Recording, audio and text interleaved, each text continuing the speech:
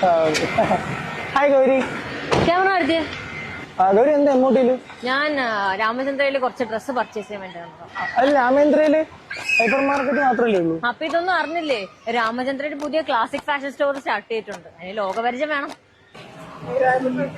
സാരിയാണോ എടുക്കുന്നേ? ഇയാൾ ഇവിടെ വന്നാ? ഇവിടെ വേറെ എന്തൊക്കെയുണ്ട്?